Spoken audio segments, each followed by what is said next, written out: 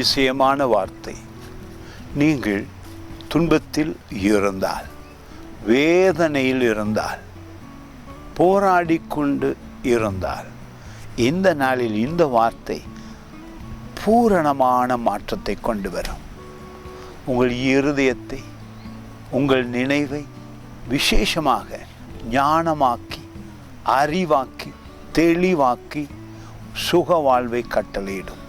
உங்களை சுற்றி இருக்கிற பிரச்சனைகள் எல்லாம் மிக இலகுவாக உங்களை விட்டு விலகும்.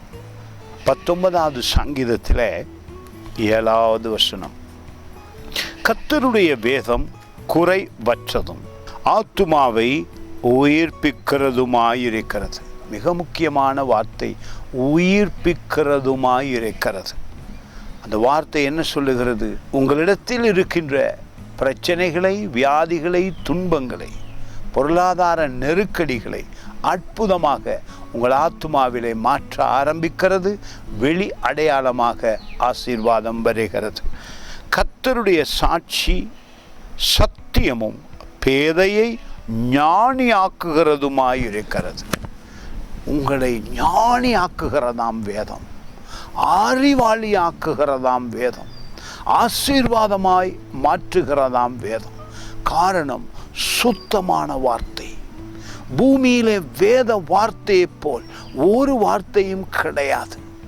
நேற்றும் அதிசயம் செய்த வார்த்தை, இந்த நாளில் அதிசயம் செய்கிற வார்த்தை, முடிவிலும் அதேதான் அதிசயம் செய்கிறது. இயேசு கிறிஸ்துவும் வார்த்தையும் ஒன்றாயிருக்கிறார்கள். நாம் இயேசுவையும் வார்த்தையும் பிரிக்கவே முடியாது.